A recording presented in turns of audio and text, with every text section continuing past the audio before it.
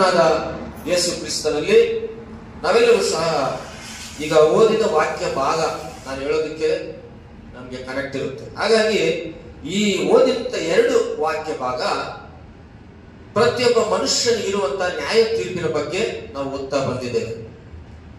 ಈ ವಾಕ್ಯ ಭಾಗ ನಾವು ಗಮನಿಸುವಾಗ ಪ್ರಕಟಣೆ ಗ್ರಂಥದಲ್ಲಿ ದೇವರು ಹೇಳ್ತೇನೆ, ಯಾರ ಹೆಸರಾದರೂ ಜೀವ ಗ್ರಂಥದಲ್ಲಿ ಬರೆಯಲಿಲ್ಲವೋ ಅವರು ಅಗ್ನಿಗಂಧಕ ಬೆಂಕಿಯ ಕೆರೆಗೆ ತಳ್ಳಲ್ಪಡುವರು ಎಂಬುದಾಗಿ. ಅವರ పేరైనను జీవ గ్రంథముందు రాయబడని ఎడల వారు నిత్య నరకము అగ్నిగంధానికి త్రొయ్యబడును అని బైబిల్ మనం చూస్తున్నాం. ಅಂದ್ರೆ ಈ ಲೋಕದಲ್ಲಿ ಪ್ರತಿಯೊಬ್ಬ ಮನುಷ್ಯನು ತಾಯಿಯ ಗರ್ಭದಿಂದ ಹುಟ್ಟಿದ ಮೇಲೆ ಆ ಮನುಷ್ಯನಿಗೆ ಈ ಲೋಕದಲ್ಲಿ 2 ದಾರಿ ಇದೆ. ಒಂದು పరలోక, ಇನ್ನೊಂದು నిత్య నరక. 2 మార్గాలు, ఒకటి పరలోకము, ఒక నిత్య నరకం.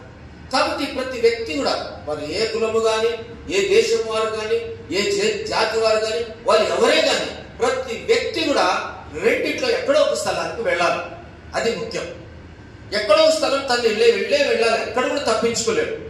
కాబట్టి ఈ 2 స్థలాలకి మనకు దేవుడు ముందే సిద్ధపాటు చేశాడు. ఒకటి పాతాళము, నిత్య నరకము, అగ్ని గంధకం.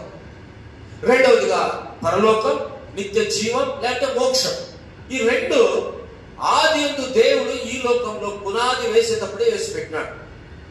ఎందుకు వేసి పెట్టినాడంటే దేవుడు తన స్వరూపమునందు ఏదైనా తోటలో మానవుడిని చేసి ఆ మానవునికి దేవుడు జీవవాయువును ఊదిన దేవుడు, ఆ మానవుడు బ్రతికిన తర్వాత ఆదాము అవ్వ చేసినటువంటి తప్పు వలన, దేవుడికి ఇష్టం లేనటువంటి పండు తిని పాపం చేయటం వలన ఆదాము ద్వారా ఈ లోకంలో పాపము సంప్రదించారు. పాపము మరణానికి తీసుకొని పోయారు. మరణము నిత్య నరకము, అగ్నిగంధకానికి తీసుకొని పోయారు. కాబట్టి దేవుని దృష్టిలో ప్రతి మనిషి కూడా ఏదో ఒక మార్గానికి వెళ్ళాలి. కాబట్టి ప్రభువుని అంగీకరించిన వారు మోక్షానికి వెళుతారు, ప్రభువుని అంగీకరించిన వారు నిత్ಯ ನರಕము, ಅಗ್ನಿಗಂಧಕಕ್ಕೆ వెళుతారు. ಸೊ ಹಾಗಾಗಿ ದೇವರ ಉದ್ದೇಶ ಈ ಲೋಕದಲ್ಲಿ ಸೃಷ್ಟಿ ಮಾಡಿರುವಂತ ನರಕವಾಗಿ, ಅಗ್ನಿ ಗಂಧಕ ಅಂದ್ರೆ ನಿತ್ಯ ಜೀವ ಮೋಕ್ಷವಾಗಿ, ಇದು ನಿಮಗೂ ನನಗೂ ಚಾಯ್ಸ್. ದೇವರು ನಮ್ಮಿಬ್ಬರು ನಮ್ಮ ಮುಂದೆ ಇಟ್ಟಿರುವಂತದ್ದು. ನಮ್ಗೆ ಎಷ್ಟೇ ಹಣ ಸಂಪಾದನೆ ಮಾಡಲಿ, ಎಷ್ಟೇ ಜಾಬ್ ಇರ್ಲಿ, ನಮ್ಗೆ ಎಷ್ಟೇ ಆಸ್ತಿ ಇರ್ಲಿ, ನಮ್ಗೆ ಎಂತ ಒಂದು ಸ್ಥಿತಿಲಿ ನಾವಿರ್ಲಿ, ಈ ಲೋಕದಲ್ಲಿ ಒಂದು ದಿನ ನಾವು ಈ ಲೋಕದಲ್ಲಿ ಪ್ರಯಾಣವಾಗಿ ಬಂದಿದ್ದೇವೆ. ಈ ಪ್ರಯಾಣದ ಯಾತ್ರೆಯನ್ನು ಮುಗಿಸಿದ ಮೇಲೆ ನಿನ್ನ ಯಾತ್ರೆ ಒಂದು ಎಲ್ಲಿಗೆ ಹೋಗುತ್ತೆ ಒಂದು ಅನ್ನುವಂಥದ್ದು ಗಮನಿಸುವಂಥದ್ದು. ಮಾನವಿಗಿರುವಂತ ಈ ಲೋಕದ ಪ್ರಾಣ ಹೋದಾಗ ಶರೀರವು ಮಣ್ಣಿಗೆ ಹೋಗುವಂಥದ್ದು. ಬಹಳ ಸತಿ ಹೇಳ್ತಾ ಬಂದ ವಾಕ್ಯದಲ್ಲಿ ನಾನು ಕಳೆದ ದಿನಗಳೆಲ್ಲ, ಈ ಮಣ್ಣಿನ ಶರೀರ ಮಣ್ಣಿಗೆ ಹೋಗುವಂಥದ್ದು. ಹಾಗಾಗಿ ಈ ಆತ್ಮ ಈಗ ದೇವರ ಬಳಿಗೆ ಹೋಗ್ಬೇಕು, ಇಲ್ಲ అగ్ని గంధకం. దేవుడిచ్చినటువంటి ఈ మానవుని జీవితంలో 3 ఉన్నాయి: ప్రాణ, ఆత్మ, శరీరం. ప్రాణం ఆగిపోయిందంటే శరీరం మట్టి నుంచి వచ్చింది, మట్టికి వెళుతుంది.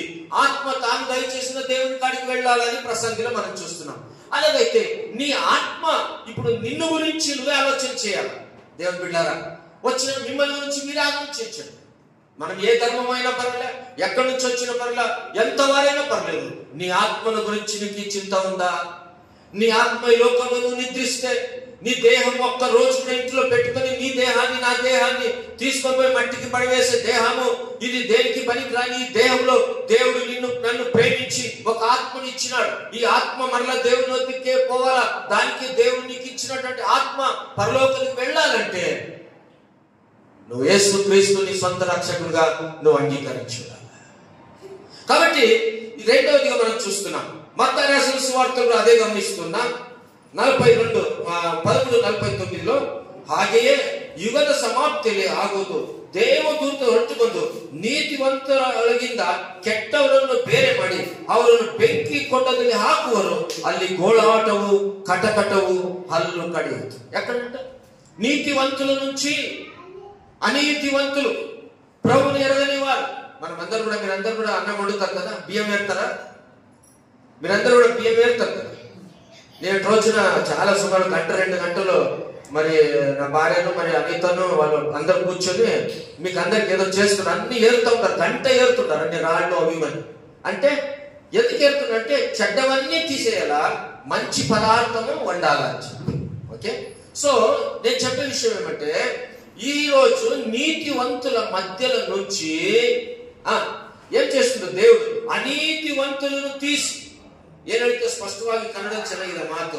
ಏನಿದೆ ఆయన ನೀತಿವಂತರೊಳಗಿಂದ ಕೆಟ್ಟವರನ್ನು ಬೇರೆ ಮಾಡಿ ಅವರನ್ನು ಬೆಂಕಿಯ ಕೊಂಡದಲ್ಲಿ ಹಾಕುವರು ಎಂಬುದಾಗಿ. ಏನಂತೆ? ನೀತಿವಂತರು ಯಾರ್ಯಾರು ಯೇಸು ಕ್ರಿಸ್ತನ ನಂಬಿದ್ದಾರೆ, ರಕ್ಷಣೆ ಹೊಂದಿದ್ದಾರೋ ಅವರ ಜೊತೆಯಲ್ಲೂ ಅನೀತಿವಂತರು ಇರ್ತಾರೆ. ಎಲ್ಲರೂ ಸಂಪೂರ್ಣವಾಗಿ ಕ್ರಿಸ್ತನ ನಂಬಿರುವಂತವ್ರು ಇರಲ್ಲ. ಪ್ರತಿಯೊಬ್ಬರು ಅನೀತಿವಂತರು, ಧರ್ಮವನ್ನು ತಿಳಿದಿರುವಂತರು, ಕ್ರಿಸ್ತನ ಅಂಗೀಕರಿಸುವಂತರು, ಕ್ರಿಸ್ತನ ಹೀಯಾಳಿಸುವಂತರು, ಯೇಸು ಅಂದ್ರೆ ದೇವರಲ್ಲ ಅನ್ನೋರು, ಯಾವ ದೇವರಪ್ಪ ಅಂತ ಹೇಳುವಂತವ್ರು, ನಾನಾ ವಿಧವಾದಂತ ಗಲಭೆಗಳನ್ನು ಉಂಟು ಮಾಡೋ ಅನೀತಿವಂತರನ್ನು ತೆಗೆದು ದೇವರು ಏನ್ ಮಾಡ್ತಂದ್ರೆ ಬೇರ್ಪಡಿಸಿ ಅವರನ್ನು ಎಲ್ಲಿಗೆ ಹಾಕ್ತಂದ್ರೆ ಅಗ್ನಿ ಗಂಧಕ ಬೆಂಕಿಯ ಕೆರೆಗೆ ಅವರು ದಬ್ಬಲ್ಪಡ್ತಾರೆ. ಅಲ್ಲಿ ಹೆಂಗಿರುತ್ತೆ ಆ ಬೆಂಕಿಯ ಕೆರೆ? ಎಷ್ಟು ಸ್ಪಷ್ಟ ಹೇಳುತ್ತೆ ಅಲ್ಲಿ. ಗೋಳಾಟವು ಕಟಕಟನೆ ಹಲ್ಲು ಕಡಿಯುವಂಥದ್ದು, ಅಂದ್ರೆ ಹುರುಗು ಸಾವುದು, ಅಗ್ನಿ ಆರದು. ನೀವೊಂದು ಸತಿ ನಿನ್ನ ಆತ್ಮ ಬೆಂಕಿಯಲ್ಲಿ ಹೋದ್ರೆ ಮತ್ತೆ ನಿನ್ನ ಅಲ್ಲಿಂದ ಯೇಸುವೇ ನಾನು ಹೋಗ್ತೀನಪ್ಪ, ನಾನು ನಂಬ್ತೀನಿ ಅಪ್ಪ, ನಾನು ನಂಬ್ತೀನಿ, ನನ್ನ ಬಂಧು ಬಳಗ ಇರ್ತಾರೆ, ಅವ್ರಿಗೆ ಈ ಗೋಳಾಟ ಬೇಡ, ಅವ್ರಿಗೂ ನೀನು ಸುವಾರ್ತೆ ಸಾರು ರಕ್ಷಣೆ ಹೊಂದಬೇಕಂದ್ರು ಯಾರನ್ನು ಸಹ ಇಲ್ಲಿರುವಂತವ್ರಿಗೆ ಸುವಾರ್ತೆ ಸಾಧ್ಯ ಇಲ್ಲ. ಅದಕ್ಕೆ ಎಕ್ಸಾಂಪಲ್ ಧನವಂತನು ಲಾಜರನ ಬಗ್ಗೆ ನನಗೆ ಗೊತ್ತು. ಧನವಂತನು ಬಹಳ ಹಣವನ್ನು ಸಂಪಾದಿಸಿಕೊಂಡ, ಆಸ್ತಿಯನ್ನು ಸಂಪಾದಿಸಿಕೊಂಡ, ಪ್ರತಿದಿನ ಅನೇಕ ಒಳ್ಳೊಳ್ಳೆ ವಸ್ತ್ರವನ್ನು ಹಾಕೊಳ್ತಿದ್ದ, ಆತನಿಗೆ ಬೇಕಾದಂತ ಎಲ್ಲ ಒಳ್ಳೊಳ್ಳೆ ಊಟವನ್ನು ಮಾಡ್ತಿದ್ದ. ಆ ಸಮಯದಲ್ಲಿ ಒಬ್ಬ ಬಡ ಭಿಕ್ಷುಕ ಲಾಜರನು ಅಲ್ಲಿಗೆ ಊಟ ಕೇಳಕ್ ಬಂದಾಗ ಅವನು ಆಗ್ತಿಲ್ಲ, ಇವನು ತಿಂದು ಕೆಳಗೆ ಉಳಿದು ಬಿಸಾಕಿದ್ದನ್ನ ಬಡ ಲಾಜರನು ತಿಂತಾ ಇದ್ದ. ಇದು ನಿಜವಾದಂತ ವಿಷಯಗಳು ವಾಕ್ಯದಲ್ಲಿ ಇರುವಂತದ್ದು ಹೇಳ್ತಿದ್ದೇನೆ. ಆ ಸಮಯದಲ್ಲಿ ಬಡ ಲಾಜರನು ಏನ್ ಸಿಗ್ತದೋ ತಿಂತಿದ್ದ. ಅವನ ಮೈಯೆಲ್ಲ ಕುರುಪು. ಅವನಿಗೆ ಹಾಸ್ಪಿಟಲ್ ತೋರಿಸ್ತಾನು ಈ ಧನವಂತ ದುಡ್ಡು ಕೊಟ್ಟಿಲ್ಲ. ಹೋಗಿ ನಾನು ತಿಂದು ಇಷ್ಟು ಬಿಸಾಕ್ತಿದ್ರಲ್ಲ, ಅವನು ಬಡವಲ್ಲ, ನನ್ನ ಹತ್ರ ಇಷ್ಟು ಹಣ ಇದೆಯಲ್ಲ, ಅವನಿಗೆ ಸಹಾಯ ಮಾಡೋಣ ಅಂತಲೂ ಆ ಧನವಂತನು ಮಾಡಿಲ್ಲ. ಅವನಿಗೆ ಒಳ್ಳೊಳ್ಳೆ ಬಟ್ಟೆಗಳನ್ನು ಹಾಕಿಕೊಂಡು ಧರಿಸಿಕೊಂಡು ಆತನು ಬಹಳ ವೈಭವದಿಂದ ಇದ್ದ. ಆದ್ರೆ ಕೆಳಗಿರುವಂತ ಬಡ ಲಾಜರನನ್ನ ಸ್ವಲ್ಪ ಆತನು ಗುರುತಿಸಲಿಲ್ಲ. ಆತನು ಒಂದು ಸ್ವಲ್ಪ ತನಕ ಆಲೋಚನೆ ಮಾಡಿಲ್ಲ. ಬೇರೆ ಇಬ್ಬರಿಗೂ ಒಂದೇ ಸತಿ ಮರಣ ಬಂತು. ಇಬ್ಬರಿಗೂ ಒಂದೇ ಸತಿ ಮರಣ ಬಂದಾಗ ಈ ಧನವಂತನನ್ನ ಏನ್ ಮಾಡಿದ್ರೆ ಮಾಮೂಲಿ ಯಥಾ ಪ್ರಕಾರ ತಗೊಂಡೋಗಿ ಬಹಳ ವೈಭವದಿಂದ, ಹಣ ಇರುವಂತರು ಬೇಕಾದಷ್ಟು ವೈಭವದಿಂದ ಅವನನ್ನ ಶವ ಸಮಾಧಿ ಮಾಡಿದ್ರು. ಈ ಲಾಜರನನ್ನು ಯಾರು ಊಟಕ್ಕೆ ಬರಲಿಲ್ಲ. ಯಾಕೆ? ಮೈಯೆಲ್ಲ ಕುರುಪು, ಗಾಯ. ಅದಂತಲ್ಲ, ಯಾರು ಬಂದ್ರು ಗೊತ್ತಾ ಲಾಜರನನ್ನು ಕರ್ಕೊಂಡು ಹೋಗೋದಕ್ಕೆ? ತಂದೆ ಆದ ದೇವರು ಯೇಸು ಪ್ರಭು ಯಾರನ್ನು ಕಳಿಸಿದ್ರೆ ದೇವದೂತರನ್ನು ಕಳಿಸಿದ್ರು. ಅಲ್ಲೆಲ್ಲೂಯಾ, ದೇವದೂತರನ್ನು ಬಡವನ ಬಳಿಗೆ ಕಳಿಸಿದ್ರು. ಆ ಬಡವ ಲಾಜರನನ್ನು ಕರ್ಕೊಂಡೋಗಿ ಆತನನ್ನು ಕರ್ಕೊಂಡೋದ್ರು. ಇಬ್ರು ಎಲ್ಲಿ ಹೋದ್ರು? ಇಬ್ರು ಹೋದ್ರು ಆಕಾಶಕ್ಕೆ, ದೇವರ ಸನ್ನಿಧಾನಕ್ಕೆ. ಆದ್ರೆ ಒಬ್ಬ ಎಲ್ಲಿದ್ದಾನೆ? ಆ ಒಂದು ಶ್ರೀಮಂತನು, ಧನವಂತನಲ್ಲಿದ್ದಾನೆ, ಪಾತಾಳದಲ್ಲಿದ್ದಾನೆ. ಆ ಲಾಜರನು ಕುರೂಪಿ ಬಾಧೆ ಪಡ್ತಿರುತ್ತ, ಉಪವಾಸ ಇದ್ದಂತ, ಬಡತನವಿರುತ್ತ ಲಾಜರನು ಎಲ್ಲಿದ್ದಾನೆ? ದೇವರ ಸನ್ನಿಧಾನದಲ್ಲಿದ್ದಾನೆ. ಇಲ್ಲಿ ಗಮನಿಸಿರಿ. ಈಗ ಏನಾಯ್ತು ಅಂದ್ರೆ ಈ ಒಂದು ಧನವಂತನು ಬಹಳವಾಗಿ ಗೋಳಾಡ್ತಾ ಇದ್ದಾನೆ. ಲಾಜರನು ಎಲ್ಲಿದ್ದಾನೆ? ದೇವರ ಬಳಿಯಲ್ಲಿ, ಪರಲೋಕದಲ್ಲಿ, ಮೋಕ್ಷದಲ್ಲಿದ್ದಾನೆ. ಅಲ್ಲಿ ಬಹಳ ಆನಂದಕರವಾದ, ಸಂತೋಷಕರವಾದ ಸನ್ನಿಧಾನ ದೇವರ ಸನ್ನಿಧಾನದಲ್ಲಿದ್ದಾನೆ. ಈತನು ಬೆಂಕಿಯಲ್ಲಿದ್ದಾನೆ. ಅಯ್ಯೋ, ನಾನು ಎಷ್ಟು ಹಣ ಸಂಪಾದಿಸಿದೆ, ನನಗೆ ಬೇಕಾದಷ್ಟು ಆಸ್ತಿ ಇತ್ತು, ನಾನು ಎಷ್ಟು ಚೆನ್ನಾಗಿದೆ, ನನಗೇನು, ನಾನು ಸತ್ತಾಗ ಈ ನರಕಕ್ಕೆ, ಈ ಬೆಂಕಿಲಿ ನನ್ನ ಕೈ ನೆಡಕ್ಕಾಗ್ತಿಲ್ಲ, ನನ್ನನ್ನು ಬಿಡಿಸ್ರಿ, ನನ್ನನ್ನು ಬಿಡಿಸ್ರಿ ಇಲ್ಲಿಂದ. ಅಬ್ರಾಹ್ಮನಿಗೆ ಹೇಳ್ತಾನೆ, ಇಗೋ ನಿನ್ನ ಕಿರು ಬೆರಳಿಂದ ಒಂದು ತೊಟ್ಟು ನೀರು ಹಾಕಪ್ಪ. ನನಗೆ ಆವಾಗ ಬಿಸ್ಲರಿ ವಾಟರ್ ಕುಡಿತಾ ಇದೆ, ಆವಾಗ ಒಳ್ಳೊಳ್ಳೆ ವಾಟರ್ ಕುಡಿತಿದ್ದೆ, ಬೀರು ಕುಡಿತಿದ್ದೆ, ಎಲ್ಲಾ ಕುಡಿತಿದ್ದೆ. ಇಲ್ಲೇನಪ್ಪ ತಗೊಂಡು ಈ ಒಂದು ಬೆಂಕಿಯ ಕೆರೆಯನ್ನು ಹಾಕಿದ್ರು, ಒಂದು ತೊಟ್ಟು ನೀರು ಬಿಡಪ್ಪ. ಯಾರಿಗೆ ಕೇಳ್ತಿದ್ದಾರೆ? ಅಬ್ರಹಾಮನಿಗೆ. ಲಾಜರ್ ಹೆಂಗಿದ್ದಾನೆ? ಆನಂದವಾಗಿದ್ದಾನೆ ದೇವರ ಸನ್ನಿಧಾನದಲ್ಲಿ. ಪ್ರೇರೆ, ಈ ಲೋಕದಲ್ಲಿ ಸ್ವಲ್ಪ ಸಮಯಗಳು ನಮ್ಗೆ ಕಷ್ಟ ಇರ್ಬೋದು, ಬಾಧೆ ಇರ್ಬೋದು, ಶೋಧನೆಗಳಿರ್ಬೋದು, ಸಮಸ್ಯೆಗಳಿರ್ಬೋದು, ರೋಗಗಳಿರ್ಬೋದು. ಆದ್ರೆ ಕಡೆಯವರೆಗೂ ಸಹಿಸಿಕೊಳ್ಳುವವನು ಧನ್ಯನು, ಅವನು ಪರಲೋಕ ರಾಜ್ಯವನ್ನು ಸಂಪಾದಿಸಿಕೊಳ್ತಾನೆ. ಆಮೇಲೆ ಹಾಗಾಗಿ ನಮ್ಮ ಜೀವಿತದಲ್ಲಿ ಈ ಲೋಕದ ಯಾವ ಆಸ್ತಿ ಅಂತಸ್ತು ನಮ್ಮನ್ನು ಮೋಕ್ಷಕ್ಕೆ ನಿತ್ಯ ಜೀವ ಕರ್ಕೊಂಡು ಹೋಗಲ್ಲ. ಹಾಗಾದ್ರೆ ಯಾರು ನಿನ್ನನ್ನ ನಿತ್ಯ ಜೀವಕ್ಕೆ ಕರ್ಕೊಂಡು ಹೋಗ್ತಾರೆ? ಯಾರು ನಿನ್ನನ್ನು ಪರಲೋಕಕ್ಕೆ ಕರ್ಕೊಂಡು ಹೋಗ್ತಾರೆ? ಯಾತಕ್ಕೋಸ್ಕರ ನಾವು ಪರಲೋಕಕ್ಕೆ ಹೋಗ್ಬೇಕು? ಎಲ್ಲ ಮನುಷ್ಯ ಒಂದು ದಿನ ಈ ಲೋಕದಲ್ಲಿ ಕಣ್ಣು ಮುಚ್ಚಬೇಕು. ಹುಟ್ಟಿದ ಮಗು, ನಾನು ಸಮಾಧಿ ಕಡೆ ನಾವು ಹೋಗ್ತೀವಲ್ಲ, ಮಣ್ಣು ಮಾಡಕ್ ಹೋದಾಗ ಅನೇಕ ಸಾರಿ ನಾನು ಗಮನಿಸ್ತಾ ಇದ್ದೇನೆ, ಸಮಾಧಿ ಬರೀ ದೊಡ್ಡವರನ್ನೇ ಸಮಾಧಿ ಇರಲ್ಲ ಅಲ್ಲಿ. ಗಮನಿಸಿ, ಚಿಕ್ಕ ಮಕ್ಕಳು ಸಣ್ಣ ಸಮಾಧಿ ಇರುತ್ತೆ, 3 ವರ್ಷದ ಮಗು ಸತ್ತೋಗಿರುತ್ತೆ, ಸಣ್ಣ ಸಮಾಧಿ. ಒಳ್ಳೆ ಯವನಸ್ಥರು ಚಿಕ್ಕದು ಕಟ್ ತೋಡಿರ್ತಾರೆ, ಒಂದು 6 ವರ್ಷ 10 ವರ್ಷ ಸಮಾಧಿ ಇರುತ್ತೆ. ಅಂದ್ರೆ ಏನು ಇದ್ರ ಅರ್ಥ ಅಂದ್ರೆ, ಮರಣಕ್ಕೆ ವಯಸ್ಸಿಲ್ಲ. ಮರಣಕ್ಕೆ ತಾಯಿಯ ಗರ್ಭದಿಂದ ಹಿಡಿದು ನೀನು 80 ವರ್ಷ ಆಗಲು 100 ವರ್ಷ ಬಾಳು, ಆ ಮರಣದ ವಯಸ್ಸು ಯಾವ ಸಮಯದಲ್ಲಿ ಯಾವಾಗ ಏನು ಸಂಭವಿಸ್ತದೋ ಗೊತ್ತಿಲ್ಲ, ಎಲ್ಲಿ ಏನು ಆಗ್ತದೋ ಗೊತ್ತಿಲ್ಲ, ಯಾವ ಸಮಯ ಮರಣ ಬರುತ್ತೋ ಗೊತ್ತಿಲ್ಲ ಯಾರಿಗೂ, ಯಾವ ಸ್ಥಳದಲ್ಲಿ ಮರಣ ಗೊತ್ತಿಯೋ ಗೊತ್ತಿಲ್ಲ ಯಾರಿಗೂ.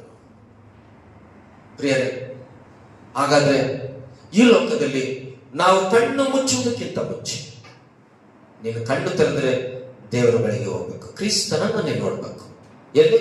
ನರಕ ಅಲ್ಲ, ಅಗ್ನಿಗಂಧಕ. ಕಣ್ಣು ಮೂಯಕನ ಮುಂದೆ నువ్వు ఈ లోకంలో కన్ను మూసి నువ్వు ఈ లోకంలో కన్ను మూసిన వెంటనే నువ్వు చూడవలసింది ప్రభు సన్నిధానం. ఎప్పుడు? నువ్వు ప్రభు నిన్ను సొంత రక్షణగా అంగీకరించుంటే, నీ దేవుడిగా ఆయన ఉంటే. ఎందుకు? ఆయన సృష్టించిన ఈ సృష్టి, ఆయన లేనిది ఏది కూడా సృష్టి కాలేదు. ఆ తండ్రైన దేవుడు ఈ సృష్టి అంతా ఆయన ద్వారా కలిగించింది. కాబట్టి అలాగైతే పరలోకానికి వెళ్ళాలంటే, పరలోకంలో నువ్వు జీవించాలంటే, పరలోకంలో నీకు వాసస్థానం ఉండాలంటే, పరలోకంలో నీకు బహుమానం ఉండాలంటే, పరలోకంలో నువ్వు ప్రభుతో ఆనందంగా ఉండాలంటే, మరి మధ్యవర్తిగా యేసుక్రీస్తు ఈ లోకానికి వచ్చినాడు. అలాగైతే యేసుక్రీస్తు ఎందుకు ఈ లోకానికి వచ్చినాడు? ఎందుకు ఈ లోకానికి వచ్చినాడు? కొన్ని విషయాలు మనం చూసుకుని దేవుని వాక్యాన్ని ముందుకు సాగుతాం. దయచేసి ದಯಮಾಡಿ ಮತ್ತಾಯನ ಬರೆದ ಸುವಾರ್ತೆ 9ನೇ ಅಧ್ಯಾಯ, ಅದಕ್ಕೆ ನಾನು ಫಸ್ಟ್ ಇವೆಲ್ಲ ಬೋಧಿಸಿದ್ಮೇಲೆ ನಿಮ್ಗೆ ಅರ್ಥ ಆಗುತ್ತೆ ಅಂತ ಈ ವಾಕ್ಯ ತಗೊಂಡಿದ್ದೀನಿ. ಮತ್ತಾಯನ ಬರೆದ ಸುವಾರ್ತೆ 9ನೇ ಅಧ್ಯಾಯ 13ನೇ ವಚನ ನೋಡೋಣ. 13ನೇ ವಚನ. ನನಗೆ ಯಜ್ಞವೂ ಬೇಡ, ಕರುಣೆಯೇ ಬೇಕು ಎಂದು ಅರ್ಥವನ್ನು ಕಲಿತುಕೊಳ್ಳಿರಿ. ನಾನು ನೀತಿವಂತರನ್ನು ಕರೆಯುವುದಕ್ಕೆ ಬಂದವನಲ್ಲ, ಪಾಪಿಗಳನ್ನು ಕರೆಯುವುದಕ್ಕೆ ಬಂದವನು. ಯೇಸು ಕ್ರಿಸ್ತನು ಈ ಲೋಕಕ್ಕೆ ಬಂದಿರುವಂತ ಕೆಲವು ಉದ್ದೇಶಗಳನ್ನ ನಾನು ವಾಕ್ಯದ ಮುಖಾಂತರ ತೋರಿಸ್ತೇನೆ. తెలుగులో చదవండి మాట. అయితే నేను పాపులను పిలువవచ్చుతిని గాని నీతిమంతులను పిలువ రాలేదు, గనుక కనికరంని కోరుచున్నాను గాని బలిని కోరను అని వాక్య భావముతో మీరు వెళ్ళి నేర్చుకొనడని చెప్పాను. వినండి, ದೇವರು ಏನಂತೆ, ನಾನು ನೀತಿವಂತನು ಕರೆಯುವುದಕ್ಕೆ ಬಂದನಲ್ಲ, ಪಾಪಿಗಳನ್ನು ಕರೆಯುವುದಕ್ಕೆ ಬಂದ. ಎಲ್ಲಿಂದ ಬಂದನು ಯೇಸು ಸ್ವಾಮಿ? ಎಲ್ಲಿಂದ ಬಂದ ಯೇಸು ಸ್ವಾಮಿ? ಪರಲೋಕದಿಂದ ಬಂದನು. ಪರಲೋಕದ ನಿತ್ಯ ವೈಭವದಲ್ಲಿದ್ದಂತ ದೇವರು, ಆಕಾಶ ಮಹಾಕಾಶಗಳನ್ನು ಇಡಿಸಲಾದಂತ ದೇವರು, ಆಕಾಶವು ನನ್ನ ಸಿಂಹಾಸನವು, ಭೂಮಿಯು ನನ್ನ ಪಾದಪೀಠ ಎಂದು ಹೇಳಿದಂತ ದೇವರು, ಆ ಕರ್ತನಾದ ಯೇಸು ಕ್ರಿಸ್ತನು ಪರಲೋಕದಲ್ಲಿದ್ದಂಥವನು. ಯಾಕೆ ಈ ಲೋಕಕ್ಕೆ ಬಂದನಂದ್ರೆ ಮನುಷ್ಯರೆಲ್ಲರಿಗೋಸ್ಕರ ಆತನ ಲೋಕಕ್ಕೆ ಬಂದ. ಆತನ ಸೃಷ್ಟಿಯ ಪ್ರಕಾರ ದೇವರು ಸೃಷ್ಟಿ ಮಾಡಿ ತನ್ನ ಸ್ವರೂಪದಲ್ಲಿ ಮಾಡಿದಂತ ಎಲ್ಲ ಪ್ರಪಂಚದ ಪ್ರತಿ ಮನುಷ್ಯನು ಕೆಟ್ಟು ಹೋಗಿದ್ದಾನೆ. ಆ ಮನುಷ್ಯನನ್ನು ಈಗ ಮತ್ತೆ ಪರಲೋಕಕ್ಕೆ ಕರ್ಕೊಂಡು ಹೋಗಬೇಕು ಸ್ವಾಮಿ, ಅವರ ಜವಾಬ್ದಾರಿ, ಆತನ ಜವಾಬ್ದಾರಿ. ಅದಕ್ಕೋಸ್ಕರನೇ ಇಲ್ಲಿ ಯೇಸು ಸ್ವಾಮಿ ಪಾಪಿಗಳನ್ನು ಕರೆಯುವುದಕ್ಕೆ ಬಂದವನು. ಯಾರಕ್ಕೋಸ್ಕರ ಬಂದ ಸ್ವಾಮಿ? ಪಾಪಿಗಳಿಗೋಸ್ಕರ. ಎಷ್ಟು ಪ್ರೀತಿ ಮಾಡಿದ್ದಾರೆ ಪಾಪಿಗಳಿಗೋಸ್ಕರ, ಎಷ್ಟು ತಗ್ಗಿಸ್ಕೊಂಡಿದ್ದಾರೆ ಗೊತ್ತಾ? ಧನವಂತನಾದ ದೇವರು ದರಿದ್ರಾದ ಮಾನವರಿಗೋಸ್ಕರ ಅವರು ಈ ಲೋಕಕ್ಕೆ ಬಂದರು. ಮಹಾಸಿಂಹಾಸನದಲ್ಲಿ ಆಸೀನನಾಗಿರುವಂತ ದೇವರು, ಸ್ತುತಿ ಸ್ತೋತ್ರಗಳ ಯಜ್ಞದ ಮಧ್ಯದಲ್ಲಿದ್ದಂತ ದೇವರು, ಆ ದೇವರು ಮನುಷ್ಯನ ಸ್ವರೂಪವನ್ನು ತಾಳಿ ಕನ್ಯಾಮರಿಯ ಗರ್ಭದಲ್ಲಿ ಲೋಕದಲ್ಲಿ ಜನಿಸಿ 33 ವರ್ಷಗಳ ಕಾಲ ಈ ಲೋಕದಲ್ಲಿ ಪಾಪಿಗಳಾದ ಮನುಷ್ಯನಿಗೋಸ್ಕರ ಅವರು ಜೀವನ ಮಾಡಿದರು. ಅವರಲ್ಲಿ ಪಾಪವಿಲ್ಲ, ಯಾವ ಪಾಪವೂ ಮಾಡಲಿಲ್ಲ ಯೆಸಯ್ಯ. ಪಾಪಿಗಳನ್ನು ಪ್ರೀತಿಸೋಸ್ಕರ ಬಂದಂತ ಉದ್ದೇಶ ಅದೇ. ಈ ಲೋಕದಲ್ಲಿ ಎಲ್ಲರನ್ನು, ಯಾಕೆ? ಪ್ರತಿ ಮಾನವನು ತಾಯಿಯ ಗರ್ಭದಲ್ಲಿ ಹುಟ್ಟಿದಾಗಲಿಂದ ಪಾಪ, ಪ್ರತಿ ಮಾನವನಲ್ಲಿ ಪಾಪ, ಪ್ರತಿ ಮನುಷ್ಯನ ಆಲೋಚನೆಯಲ್ಲಿ ಪಾಪ, ಪ್ರತಿ ಮನುಷ್ಯನು ಪಾಪದಿಂದ ತುಂಬಿರುವಂತ. ನಾವಿತ್ತು ಹೇಳಿದೆ ಒಂದು ಎಕ್ಸಾಂಪಲ್. ಏನಿದೆ? ಧನವಂತನು ಏನಿದ್ದಾನೆ, ಬೇಕಾದ ಇದೆ, ಆತನಲ್ಲಿ ಏನಿಲ್ಲ, ನೀತಿ ಇಲ್ಲ. ಆತನು ಪಾಪದ ಜೀವಿತ ಜೀವಿಸ್ತಾ ಇದ್ದಾನೆ. ಒಬ್ಬ ಬಡವನಿಗೆ ಸಹಾಯ ಮಾಡ್ತಿಲ್ಲ, ಒಬ್ಬ ಅಲ್ಲಿ ಊಟ ಇಲ್ಲದ ಸಹಾಯ ಮಾಡ್ತಿಲ್ಲ. ಆತನ ಕಠಿಣವಾದ ಮನಸ್ಸು, ನಾನು ಬಿಟ್ರೆ ಬೇರೆ ಇಲ್ಲ. ಆತನ ಕಲಿಸ್ತಾ ಇದ್ದಾನೆ, ನನಗಿಂತ ಇನ್ಯಾರಿಲ್ಲ, ನನಗೆ ಆಸ್ತಿ ಇದೆ, ಅನಂತ ಎಲ್ಲ ಇದೆ, ನಾನು ತಿಂದು ಕುಡಿ ಮಜಾ ಮಾಡು. ಆತನು ದೇವರ ಮೇಲೆ ಪ್ರೀತಿ ಇಲ್ಲ, ಪಾಪದ ಜೀವಿತದ ಜೀವಿಸ್ತಾ ಇದ್ದಾನೆ. ಇನ್ನೊಂದು ವಿಷಯ ಹೇಳ್ಬೇಕಾದ್ರೆ, ಒಬ್ಬ ಧನವಂತನು ಬೇಕಾದಷ್ಟು ಹಣ ಸಂಪಾದನೆ ಮಾಡಿದ. ಹಿಂಗೆ ರೋಡಲ್ಲಿ ಹೋಗ್ತಾ ಇದ್ದ. ಯೇಸು ಸ್ವಾಮಿ ಎದುರ, ಅಯ್ಯ ನಿತ್ಯ ಜೀವಕ್ಕೆ ಹೋಗೋದಕ್ಕೆ ನಾನು ಏನ್ ಮಾಡ್ಬೇಕು ಅಂತ ಕೇಳಿದ್ರು ಯೇಸು ಸ್ವಾಮಿ. ಯೇಸು ಅಯ್ಯ ಪ್ರಭಾ, నేను నిత్య జీవాన్ని పొందుటే నేను ఏం చేయాలి అని యేసు అన్నాడు. నేను మంచివాడిని, దాన ధర్మం చేశాను, నేను అందరికి సాయం చేస్తున్నాను, నేను ఎవరిని కూడా బాధపరచలేదు, నేను అంత గొప్పవాడిని అయ్యా, బాగా సంపాదించుకున్నాను, ఇదిగో నేను సంపాదించినంతా నా కొట్లలో దాచిపెట్టుకున్నాను, మస్తుగా నాకుందయ్యా, నేను ఇప్పుడు నిత్య జీవనం ఏం చేయలేను. దేవుడు అన్నాడు, యేసు ప్రభు, నీకుండేదంతా బీదోళ్ళకి ఇచ్చేసి నువ్వు నన్ను వెంబడించు అన్నాడు. అయ్యా ఒక నిమిషం ఉన్న మా నాయన పాతి పెట్టి వస్తానని ఆ తప్పిస్తాను అయిపోయాడు. అంటే దేవుణ్ణి వెంబడించు, నువ్వు ఉండేదంతా కూడా ఇవ్వమంటే ఇవ్వలేదు. ఎక్కడికి వెళ్ళాడు ఆయన? అగ్నిగంధపు నిత్య నాశం. నీ ధనము నిన్ను రక్షించదు, నీ చదువు నిన్ను రక్షించదు, నీ బంధు బలగా నిన్ను రక్షించు, ఏ రాజకీయ వ్యక్తి కూడా నిన్ను రక్షించు. ఈ లోకంలో నీకు ఆ భాగ్యం ఈ భాగ్యము ఇవే ఇవ్వచ్చు, కానీ నీ ప్రాణం పోతే నీకు పరలోక భాగ్యం ఇచ్చేవాడు ఎవరైనా ఉన్నారు? ರಾಜಕೀಯ ಕೂಡ ಇದಾರ? ಅನ್ನ ಭಾಗ್ಯ ಕೊಡ್ತಿದೀವಿ, ಬಸ್ ಭಾಗ್ಯ ಕೊಡ್ತಿದೀವಿ, ಕರೆಂಟ್ ಭಾಗ್ಯ ಕೊಡ್ತಿದೀವಿ, ಎಲ್ಲೆಲ್ಲ ಭಾಗ್ಯ ಕೊಡ್ತಿದೀವಿ, ಅವಲ್ಲ? ಹಾಗಾದ್ರೆ ಪರಲೋಕದ ಭಾಗ್ಯ ಯಾರು ಕೊಡ್ತಾರ ನಮ್ಗೆ? ಪರಲೋಕ ಭಾಗ್ಯವನ್ನು ಕೊಡೋದಕ್ಕೆ ಪರಲೋಕವನ್ನು ಬಿಟ್ಟು ಈ ಭೂಲೋಕಕ್ಕೆ ಬಂದನು ಯೇಸು ಸ್ವಾಮಿ. ಯಾಕೆಂದ್ರೆ ನಮ್ಮ ಪಾಪಗಳನ್ನು ತನ್ನ ಮೇಲೆ ಹಾಕಿಕೊಳ್ಳುವುದಕ್ಕಾಗಿ. ಓಕೆ, ಈ ಲೋಕದಲ್ಲಿ ಯೇಸು ಸ್ವಾಮಿ. ಅದಕ್ಕೋಸ್ಕರನೇ ನಾವು ದೇವರ ವಾಕ್ಯವನ್ನು ಗಮನಿಸ್ತೀವಿ. ಒಂದು ಮಾತು ನೋಡೋಣ. ಪರಿಶುದ್ಧ ಗ್ರಂಥದಲ್ಲಿ ಮತ್ತಾಯ ಬರೆಸುವಾರ್ತೆ 20ನೇ ಅಧ್ಯಾಯ, ಮತ್ತಾಯ ಬರೆಸುವಾರ್ತೆ 20ನೇ ಅಧ್ಯಾಯ 28ನೇ ವಚನ, ಮತ್ತಾಯ ಸುವಾರ್ತೆ 20ನೇ ಅಧ್ಯಾಯ 28ನೇ వచనం. అలాగే మనిషి కుమారుడు పరిచారము చేయించుకొనుటకు రాలేదు గాని పరిచారము చేయుటకును అనేకులకు ప్రతిగా విమోచన ప్రయత్నముగా తన ಪ್ರಾಣವನ್ನಿಚ್ಚುಟకును వచ్చెనని చెప్పాను. ಆಮೆನ್. ಮನುಷ್ಯ ಕುಮಾರನು ಈ ಲೋಕಕ್ಕೆ ಬಂದಿರುವಂತದ್ದು ಸೇವೆ ಮಾಡಿಸಿಕೊಳ್ಳುವುದಕ್ಕೆ ಬರಲಿಲ್ಲ, ಸೇವೆ ಮಾಡುವುದಕ್ಕೂ ಅನೇಕರನ್ನು ಬಿಡಿಸಿಕೊಳ್ಳುವುದಕ್ಕೂ ತನ್ನ ಪ್ರಾಣವನ್ನು ಈಡು ಕೊಡುವುದಕ್ಕೂ. ಕರ್ತನ ಯೇಸು ಸ್ವಾಮಿ ಯಾಕೆ ಬಂದನು ಈ ಲೋಕಕ್ಕೆ? ಯಾಕೆ ಬಂದ? ಪ್ರಾರಂಭದಲ್ಲಿ ಓದಿದ್ದು ಪಾಪಿಗಳನ್ನು ಪ್ರೀತಿಸುವುದಕ್ಕೆ, ರಕ್ಷಿಸುವುದಕ್ಕೆ ಯೇಸು ಸ್ವಾಮಿ ಲೋಕಕ್ಕೆ ಬಂದನು. ಈಗ ಎರಡನೇ ನೋಡ್ತಿದ್ದೀವಿ ನಾವು ಗಮನಿಸುವಂಥದ್ದು, ಮನುಷ್ಯ ಕುಮಾರನು ಈ ಲೋಕಕ್ಕೆ ಬಂದಿರುವ ಯೇಸು ಸ್ವಾಮಿ ಲೋಕಕ್ಕೆ ತನ್ನ ಪ್ರಾಣವನ್ನು ಈಡು ಕೊಡುವುದಕ್ಕೆ. ಯಾಕೆ? ಅನೇಕರನ್ನು ಬಿಡಿಸಿಕೊಳ್ಳುವುದಕ್ಕೆ. ಯಾವುದರಿಂದ? ಪ್ರತಿ ಮನುಷ್ಯನು ಯಾವುದೋ ಒಂದು ಪಾಪದಲ್ಲಿದ್ದಾನೆ. ಈ ಪಾಪವನ್ನು ಪರಲೋಕಕ್ಕೆ ತಗೊಳ್ಳೋಕೆ ಸಾಧ್ಯ ಇಲ್ಲ. ಈ ಪಾಪವಾತ ನಿನ್ನ ಮೋಕ್ಷಕ್ಕೆ ತರೋದಕ್ಕೆ ಸಾಧ್ಯ ಇಲ್ಲ. ನಿನ್ನ ಪಾಪದಿಂದ ನಿನಗೆ ಬಯಕೋದಕ್ಕೆ ಆಗೋದಿಲ್ಲ, ನಿನ್ನ ಪಾಪದಿಂದ ನೀನು ಪ್ರಾರ್ಥನೆ ಮಾಡೋದಕ್ಕೆ ಆಗೋದಿಲ್ಲ, ನಿನ್ನ ಪಾಪದಿಂದ ದೇವರನ್ನು ಆರಾಧಿಸಕ್ಕೆ ಆಗೋದಿಲ್ಲ, ನಿನ್ನ ಪಾಪದಿಂದ ನಿನಗೆ ಸಮಾಧಾನ ಇಲ್ಲ. ಪಾಪ ಮಾಡುವವನು ಮರಣಕ್ಕೆ ದಾಸನು, ಪಾಪವು ಕೊಡುವ ಸಂಬಳ ಮರಣ ಎಂಬುದಾಗಿ ರೋಮ ಪತ್ರಿಕೆಯನ್ನು ನೋಡ್ತೇವೆ. పాపము ఇచ్చే జీతం మరణం. కాబట్టి పాపి ఆ పాపము నుంచి బయటికి తీసివేసేదానికి ప్రతి పాపము ఉన్న మానవుడు వాడు నిత్య నాశనం నరకానికి వెళుతాడు. కాబట్టి ఆ గురువు చావని అగ్నికాలు అటువంటి భయంకరమైన నిత్య నరకానికి వెళ్ళే మనిషి, ఆ మనిషిని దేవుడు ప్రేమించే దానికోసం తన ప్రాణాన్ని ఆ కలువరి శిలువలో పెట్టేదానికి లోకానికి వచ్చినాడు. నీ పాపానికి నువ్వు పోయి ఎక్కడెక్కడో తిరిగి నువ్వు ఎక్కడెక్కడో తిరిగి నీ పాపం నువ్వు పోగొట్టుకొని పోయి సాధ్యం లేదు. తిరగాలని వస్తావు అంతే. నేను ఆ పాపం కోసం ఒకసారి ఇంటికి వెళ్ళించుంటే ఎక్కడ పోయి, అప్పుడు ఒక ఆయన అన్నాడు, నీ పాపం కోసం ఇంటికి వెళ్ళించిన నెల చూడు అన్నాడు. నెల అయింది. నెల అయినాక ఇంటికి వెళ్ళొచ్చు, రేపు మళ్ళీ పాపం మళ్ళీ ఇచ్చినాడు. నీ జీవితం అంతా ఇస్తుంటే ఎట్లా పాపం? అవి పెరుగుతుండే కాబట్టి ఇస్తున్నాను. మరి ఏం చేయాలి? నీ పాపం నిమిత్తం నీ నోట్ ద్వారా పాపం వస్తుంది కాబట్టి నీ నాలుగు పోన్నాడు. నీ హృదయం నుంచి పాపాలు వస్తుండే కాబట్టి నీ హృదయాన్ని సీల్సిపో దేవునికి అన్నాడు. అవుతుందా? అవుతుందా? దానికి హృదయం శుద్ధిగా ఉండాలి, నాలుక నోరు శుద్ధిగా ఉండాలి. దేవునికి కావలసిందని ప్రియ బిడ్డారా, నేను చెప్తున్న విషయం అంటే ಅದಕ್ಕೋಸ್ಕರ ಪ್ರತಿ ಮಾನವನು ಏನಂತೆ ಯೇಸು ಸ್ವಾಮಿ ಪ್ರತಿ ಮನುಷ್ಯನ ಸೇವೆ ಮಾಡಲಿಕ್ಕೆ ಬಂದಿಲ್ಲ. ಆತನ ಏನ್ ಮಾಡ್ದ? ಸೇವೆ ಮಾಡಿಸಿಕೊಳ್ಳಕ್ಕೆ ಬಂದಿಲ್ಲ, ಸೇವೆ ಮಾಡುವುದಕ್ಕೆ ಅನೇಕರನ್ನು ಬಿಡಿಸಿಕೊಳ್ಳುವುದಕ್ಕಾಗಿ ತನ್ನ ಪ್ರಾಣವನ್ನು ಹೀರಿಕೊಡುವುದಕ್ಕೆ ಬಂದ ಸ್ವಾಮಿ. ಬಂದಿರುವಂತದ್ದು ಏನೋ ಎಲ್ಲರೂ ನಾನು ಯೇಸು ಸ್ವಾಮಿ, ನಾನು ದೇವರು ನನ್ನ ನಂಬ್ರಿ ಹೋಗ್ರಿ ಅಂತ ಬಂದಿಲ್ಲ. ಅಥವಾ ನನ್ನ ದೊಡ್ಡ ದೇವರು ನನಗೆ ಅಂಥದ್ದು ಮಾಡಿ ಇಂಥದ್ದು ಮಾಡಿ ನನಗೆ ನನ್ನ ಪ್ರತಿಮೆ ಮಾಡಿ ನನಗೆ ಬಂಗಾರದಿಂದ ಮಾಡಿ ಅದು ಮಾಡಿ ಅಂತ ಬಂದಿಲ್ಲ.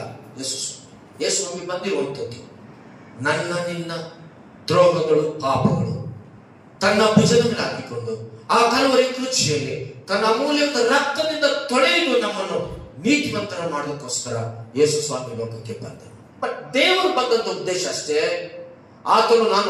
ಆತನೇ ಈ ಲೋಕದಲ್ಲಿ ಎಲ್ಲರೂ ಬಂದು ನಾನು ಪರಿಚಯ ಮಾಡಬೇಕು, ಎಲ್ಲರೂ ಬಂದು ನನ್ನನ್ನು ಆಲ್ಮನ್ನು ತೊಳಿಬೇಕು, ಎಲ್ಲರೂ ಬಂದು ನನಗೆ ಏನೋ ದೊಡ್ಡ ಅಭಿಷೇಕ ಮಾಡಬೇಕು, ಎಲ್ಲರೂ ಬಂದು ನಾನು ಅಂತ ಎಲ್ಲ ಇದು ಮಾಡ್ಬೇಕು, ನಾನು ಬಂಗಾರ ಮಾಡಬೇಕು ಅಂತ ಬಂದಿಲ್ಲ. ಯೇಸು ಸ್ವಾಮಿ ನಿನ್ನನ್ನು ತೊಳೆಯುವುದಕ್ಕೋಸ್ಕರ ತನ್ನ ಅಮೂಲ್ಯದ ರಕ್ತವನ್ನೇ ಶಿಲುಬೆಯಲ್ಲಿ ಸುರಿಸಿದ. ಯೇಸು ಸ್ವಾಮಿಯರು ನಿನ್ನ ಅಪವಿತ್ರವಾದ ಜೀವಿತವನ್ನು ತೆಗೆದುಹಾಕಿ ನೀನು ಬಂಗಾರದಂತ ಜೀವಿತವನ್ನು ನಿನಗೆ ಕೊಡೋದಕ್ಕೋಸ್ಕರ ಯೇಸು ಸ್ವಾಮಿ ಪರಲೋಕ ಹುಟ್ಟಿ ಲೋಕಕ್ಕೆ ಬಂದರು. ಆತನು ಸೇವೆ ಮಾಡುವುದಕ್ಕೆ ಬಂದನು, ಸುವಾರ್ತೆ ಸಾರುವುದಕ್ಕೆ ಬಂದನು. ಉದಾಹರಣೆಗೆ ಹೇಳ್ತೀವಿ, ಯೇಸು ಸ್ವಾಮಿ ಬಂದಂತ ಉದ್ದೇಶ ಈ ಲೋಕದಲ್ಲಿ ನೆರವೇರಿತು. ಯೇಸು ಸ್ವಾಮಿ ಬಂದಂತ ಉದ್ದೇಶ. ಹಾಗಾಗಿ ಯೇಸು ಸ್ವಾಮಿಯವರು ಬಂದಂತ ಉದ್ದೇಶ ಆತನೆಂದ್ರೆ ಪಾಪದಿಂದ ಶಾಪದಿಂದ ಇರುವಂತರು, ಅಗ್ನಿ ಗಂಧಕಕ್ಕೆ ಹೋಗುವಂತರು ಮಾರು ಮನಸ್ಸು ಹೊಂದಿ ಅವರ ಹೃದಯವನ್ನು ದೇವರಿಗೆ ಕೊಡಬೇಕು, ಅವರು ಯೇಸುವಿನ ಮೇಲೆ ವಿಶ್ವಾಸವನ್ನು ನಂಬಿಕೆ ಇಡಬೇಕೆಂಬುದಾಗಿ ಕರ್ತನು ನಮ್ಮೆಲ್ಲರಿಗೋಸ್ಕರ ಆತನು ಏನ್ ಮಾಡ್ದ? ಈ ಭೂಲೋಕಕ್ಕೆ ಬಂದನು. ಅವರೆಲ್ಲರನ್ನು ತನ್ನ ಪ್ರಾಣವನ್ನು ರಕ್ಷಿಸಿ ಅವರು ಕಣ್ಣು ಮುಚ್ಚಿದ್ರೆ ಕಣ್ಣು ತೆರೆದ್ರೆ ನಿನಗೂ ಆಗಿ ನನಗೂ ಆಗಿ ಸಿದ್ಧ ಮಾಡಿರುವಂತ ಆ ಬಂಗಾರದ ಬೀದಿಯಲ್ಲಿ, ಬಂಗಾರದ ಮನೆಯಲ್ಲಿ, ಆ ನಿವಾಸದಲ್ಲಿ ನೀನು ಕರ್ತನೊಟ್ಟಿಗೆ ನೀನು ಜೀವಿಸಬೇಕೆಂಬುದಾಗಿ ಸಿದ್ಧ ಮಾಡೋದಕ್ಕೆ ಹೋಗಿದ್ದಾನೆ.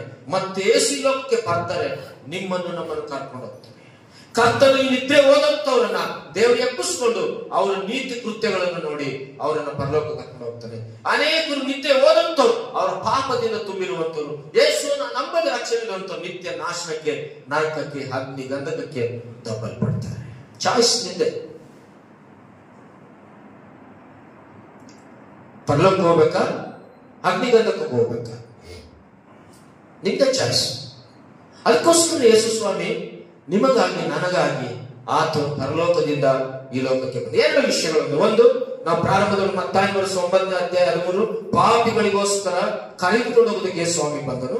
20ನೇ ಮತ್ತಾಯ 28ನೇ ವಚನ ನೋಡ್ತೇವೆ, ತನ್ನ ಪ್ರಾಣವನ್ನು ಈಡು ಕೊಡುವುದಕ್ಕೋಸ್ಕರ ಯೇಸು ಕ್ರಿಸ್ತನು ಈ ಲೋಕಕ್ಕೆ ಬಂದನು. ಮಾರ್ಕ ಸುವಾರ್ತೆ ಇನ್ನೊಂದು ನೋಡೋಣ. ಮಾರ್ಕನ ಸುವಾರ್ತೆ 1ನೇ ಅಧ್ಯಾಯ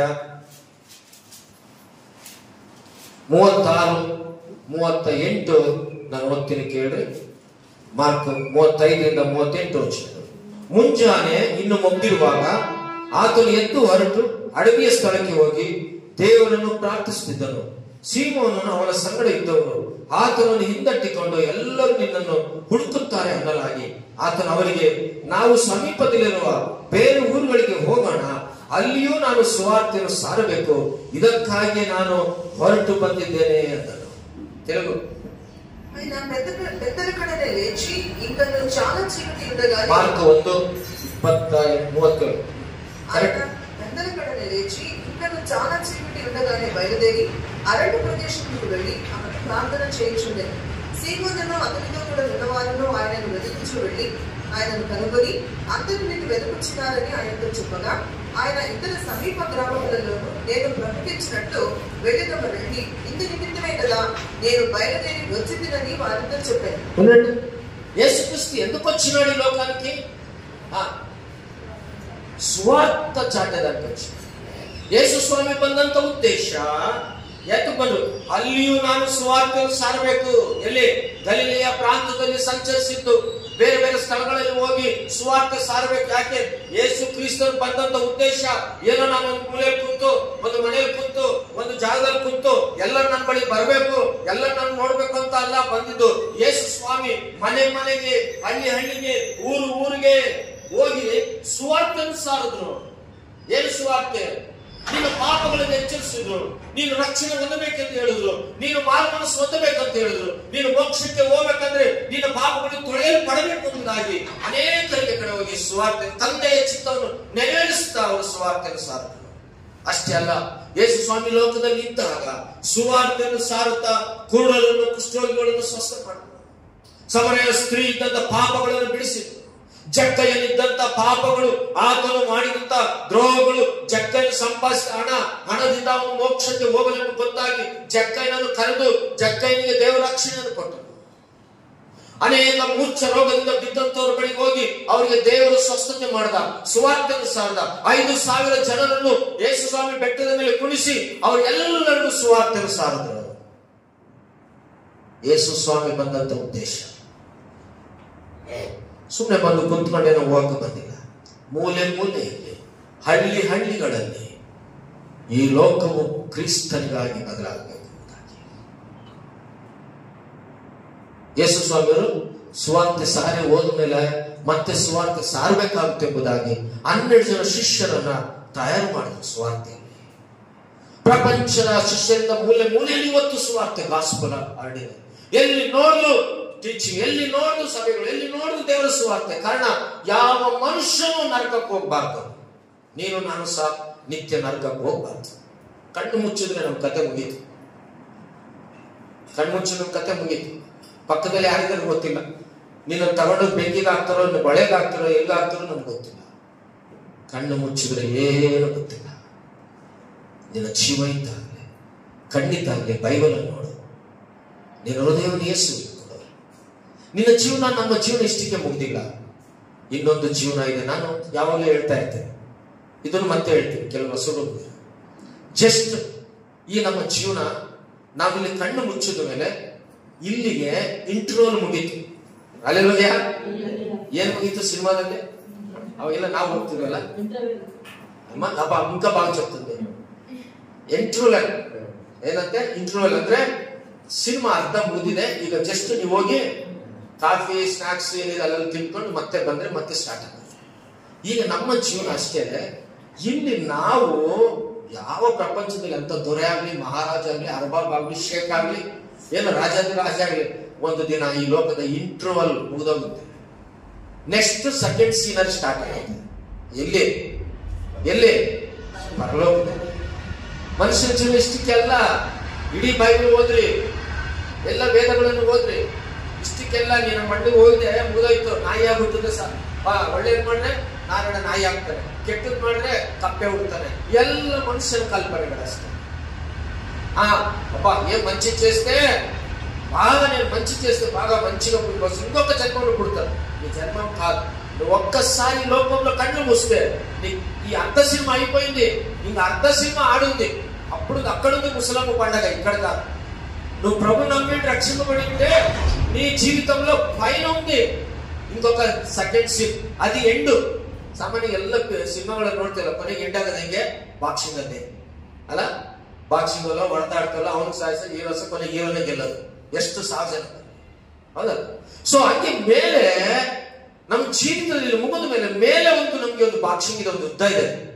ನೀನು ಕ್ರಿಸ್ತನ ನಂಬಿರುವುದಾದ್ರೆ, ರಕ್ಷಣೆ ಹೊಂದಿರುವುದಾದ್ರೆ, ನಿನಗೆ ಕ್ರಿಸ್ತನೊಟ್ಟಿಗೆ ಕುಳಿಸಿಕೊಂಡು ಅಲ್ಲಿ ಹಸಿವಿಲ್ಲ, ದುಃಖ ಇಲ್ಲ, ಕಣ್ಣೀರಿಲ್ಲ, ಬಾಧೆ, ಅಲ್ಲಿ ಪರಲೋಕದಲ್ಲಿ ವಾಸಸ್ಥಾನದಲ್ಲಿ ಇರ್ತೀಯ, ಅಲ್ಲಿ ಆನಂದವಾಗಿರ್ತೀಯ. ಅದೇ ಗಲಾಟೆ ನೋಡ್ತೀವಿ, ಅಲ್ಲಿ ಯಾವ ಗಲಾಟೆ ಇಲ್ಲ, ಯಾವ ಜಗಳ ಇಲ್ಲ, ಯಾವ ಅತ್ತ ಸೊಸೆ ಗಲಾಟೆ ಇಲ್ಲ, ಅಣ್ಣ ತಮ್ಮಂದ್ರ ಗಲಾಟೆ ಇಲ್ಲ, ಅಲ್ಲಿ ಯಾವುದು ಸಾಲ ಇಲ್ಲ, ATM ಇಲ್ಲ, ಯಾವ ಬ್ಯಾಂಕ್ ಇಲ್ಲ, ಯಾವ LIC ಇಲ್ಲ, ಯಾವುದೇ ಒಂದು ಗೌರ್ಮೆಂಟ್ ಜಾಬ್ ಇಲ್ಲ. ಅಲ್ಲಿ ಆರಾಮಾಗಿ ದೇವರ ಸನ್ನಿಧಾನದಲ್ಲಿ ಇರ್ತೀಯ. ಯಾವ ಗಂಡನ ಹಿಂಸೆ ನೀನಿರೋದಿಲ್ಲ, ಯಾವ ಹೆಂಡತಿ ಹಿಂಸೆ ನೀನಿರೋದಿಲ್ಲ. ನೀನು ಸಕಲವಾದ ದೇವರ ಸನ್ನಿಧಾನದಲ್ಲಿ ಪರಲೋಕದಲ್ಲಿ ಇರ್ತೀಯ. ಅದು ಡಾಕ್ಟರ್ ನಾನು ತೋರಿಸೋ ಟೈಮ್ ಇಲ್ಲ. ನೀವು ಓದಿ 22, 23, 24 ಅಧ್ಯಾಯ ಇದೆಲ್ಲ ಇದೆ. ನೀನು ಅಕಸ್ಮಾತ್ ಇಂಟ್ರೋಲ್ ಆದ್ಮೇಲೆ ನೀವು ಕ್ರಿಸ್ತ ನಂಬಿಲ್ಲ, ಈ ಲೋಕದಲ್ಲಿ ನೀನು ಕಣ್ಣಿಸ್ ಆದ್ಮೇಲೆ ನೆಕ್ಸ್ಟ್ ಅದು ಹೋಗ್ಬೇಕು. ಇಲ್ಲಾಂದ್ರೆ ಹಲ್ಲು ಕಟ ಕಟ ಕಟ ಕಟ, ಅಗ್ನಿಯ ಗಂಧಕಕ್ಕೆ, ಬೆಂಕಿಯ ಕೆರೆಗೆ. ನೀನ್ ಎಷ್ಟು ಬಾಯಿ ಮಾಡ್ಕೊಂಡ್ರು, ಅಯ್ಯೋ ನನ್ನ ಮಕ್ಕಳಿದ್ದಾರೆ, ಅಯ್ಯೋ ನನ್ಗಾಗಿದೆ, ಏನಂದ್ರು ನಿನ್ನನ್ನು ಬಿಡೋದಿಲ್ಲ. ಅದಕ್ಕೋಸ್ಕರನೇ ದೇವರು ಸುವಾರ್ತೆಯನ್ನು ಸಾರೋದಕ್ಕೋಸ್ಕರ ನೀನು ನಂಬಬೇಕೆಂಬುದಾಗಿ ಹಳ್ಳಿಗಳಿಗೆ, ಮೂಲೆಗಳಿಗೆ, ಪಟ್ಟಣಗಳಿಗೆ ಶಿಷ್ಯರನ್ನು ತಯಾರು ಮಾಡಿದ. ಇವತ್ತು ಎಷ್ಟೋ ಕಡೆ ಸುವಾರ್ತೆ ನಡೀತಾ ಇದೆ. ಇವತ್ತು ಟಿವಿಯಲ್ಲಿ ಸುವಾರ್ತೆ ನಡೀತಿದೆ, ಹಳ್ಳಿಗಳಲ್ಲಿ, ಕಾಡುಗಳಲ್ಲಿ ಸುವಾರ್ತೆ ನಡೀತಾ ಇದೆ. ಎಷ್ಟೆಷ್ಟೋ ಜನರು, ಅನೇಕರು ಕೇರಳದಿಂದ ಎಷ್ಟೋ ಜನ ಇಲ್ಲಿ ಗೊತ್ತಾ, ಅನೇಕ ಕಡೆ ಬೇರೆ ಕಡೆ ಸೇವೆ ಹೋಗಿದ್ದಾರೆ. ಎಲ್ಲೋ ತಮಿಳುನಾಡಿನ ಬೇರೆ ಕಡೆಯಿಂದ ಬರ್ತಾರೆ. ಕರ್ನಾಟಕದ ಎಷ್ಟೋ ಕಡೆ ಸೇವೆ. ಯೇಸುವಿನ ಸುವಾರ್ತೆಯನ್ನು ಸಾರಬೇಕು. ಯಾವ ವ್ಯಕ್ತಿಯು ಸಹ ನಿತ್ಯ ನಾಶನಕ್ಕೆ ನರಕಕ್ಕೆ ಹೋಗಬಾರ್ದು. ಎಲ್ಲರೂ ಯೇಸುವನ್ನು ನಂಬಬೇಕು. ಒಂದು ಮಾತು ಉದಾಹರಣೆಗೆ ಹೇಳ್ತೀನಿ. ನಾನು ಅಬುದಾಬಿಲಿ ಇದ್ದಾಗ ಕೆಲಸ ಮಾಡ್ತಿದ್ದೆ 10 ವರ್ಷ ನಾನು ಕೆಲಸ ಮಾಡ್ತಿದ್ದೆ. ಆದ್ರೆ ದೇವರು ನನ್ನನ್ನು ಕರೆದ. ಸುಮಾರು 1 ವರ್ಷ ನಾನು ದೇವರ ಟ್ರೈನಿಂಗ್ ಅಲ್ಲಾದೆ. 1 ವರ್ಷ ಆದ್ಮೇಲೆ ದೇವರು 2000ರಲ್ಲಿ ನನ್ನನ್ನು ತಗೊಂಡ್ಬಂದು ಬಳ್ಳಾರಿ ಪಟ್ಟಣಕ್ಕೆ ಹಾಕುದ. ಯಾಕೆ ಹಾಕ್ದ? ಬಳ್ಳಾರಿ ಪಟ್ಟಣದ ಎಲ್ಲ ಕಾರುಗಳು ತಗೊಂಡು ನೀನೆಲ್ಲ ಚೆನ್ನಾಗಿ ತಿರುಗು, ಟೂರ್ಗಳಿಗೆ ಹೋಗು, ಎಂಜಾಯ್ ಮಾಡು, ಹ್ಯಾಪಿ ಮಾಡು ಅಂತ ನನ್ನನ್ನು ಕರ್ಕ ಬಂದಿಲ್ಲ. ಮಗನೇ, ಅಪ್ಪ ಕುಮಾರ, ಬಳ್ಳಾರಿಯಲ್ಲಿ ಬಹಳ ಜನರಿಗೆ ನಿನ್ನಿಂದ ಸುವಾರ್ತೆ ಸಾರಬೇಕು. ಅಲ್ಲಿ ಒಬ್ಬ ನಿಮ್ಮ ಅಪ್ಪ ಇದ್ದಾನೆ. ಆ ಅಪ್ಪನ ಕತೆ ಮುಗಿದಾದ್ಮೇಲೆ ನೀನೆಲ್ಲ ನೋಡ್ಕೋಬೇಕಪ್ಪ. ನೀನು ಬಳ್ಳಾರಿಗೆ ಹೋಗ್ಬೇಕು.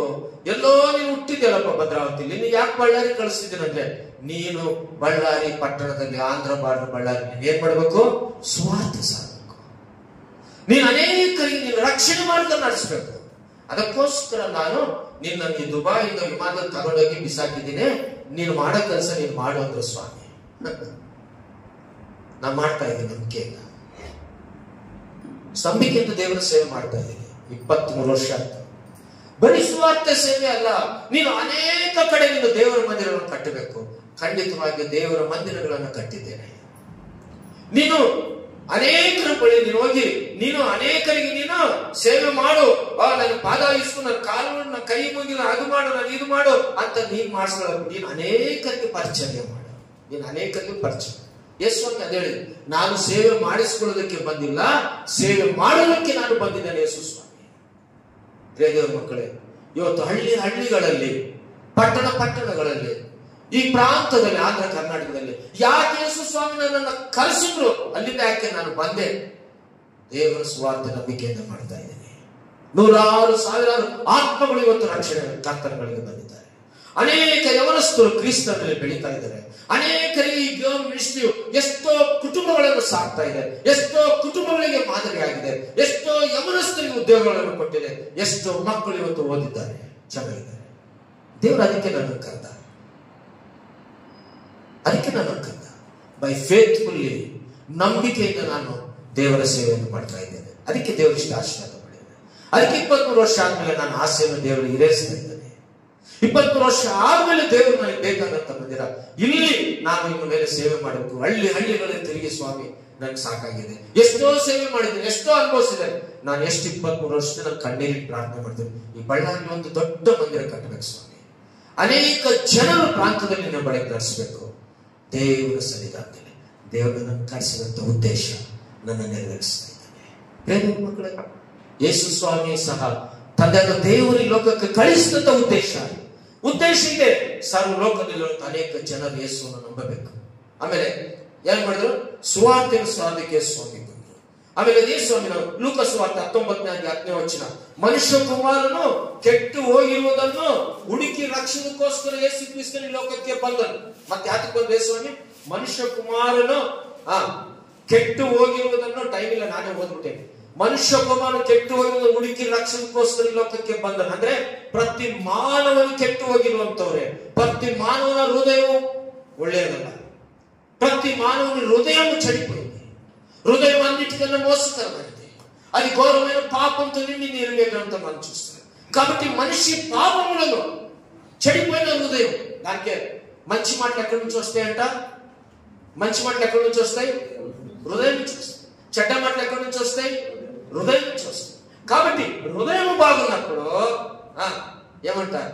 నీ జీవితము బాగుంటుంది.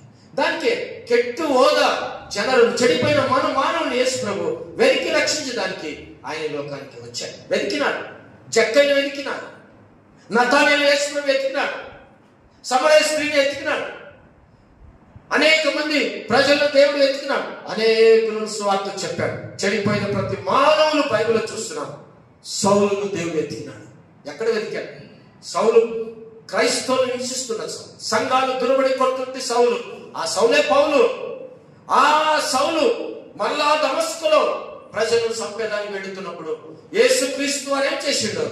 ఆయన ఆ స్థలంలో వెళుతున్న సమయంలో సౌలును చూసి, సౌలా సౌలా నువ్వు నన్ను ఎందుకు హింసిస్తున్నావన్న. దమస్కు వీధిలో తల తిరిగి పడిపోయాడు పౌలు.